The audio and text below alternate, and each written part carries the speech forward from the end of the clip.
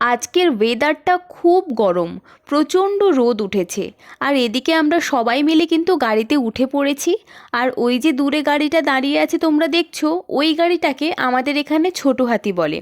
ওই রকম তিনটে ছোট হাতি আছে, আর একটা যাবে লরি। তিনটের মধ্যে একটা ছোট হাতি আবার যাবে মদনচাঁদ ঠাকুর আনতে, আর বাদবাকি দুটো ছোট হাতি আর একটা লরি মিলে যাব 21 গৌরাঙ্গ ঠাকুর আনতে।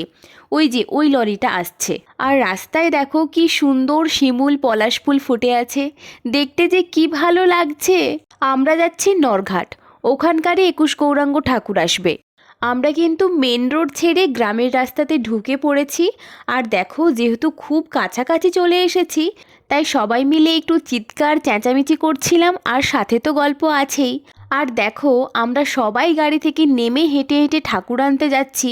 আর শিব বাবা জীবনকে তো নেওয়া হয়নি, তাই শিব বাবা জীবন লাগালো দৌড়। আর গ্রামের পাশের জমিগুলো দেখো, ধান চাষ করা হয়েছে, কি সুন্দর লাগছে দেখতে। মাঠের পর মাঠ, শুধু সবুজ আর সবুজ, চোখটা একদম জুড়িয়ে যাচ্ছে। আমরা তো চলেই এসেছি, এবার ঠাকুর কোলে তোলার পালা। আজ আসি, দেখা হবে কাল।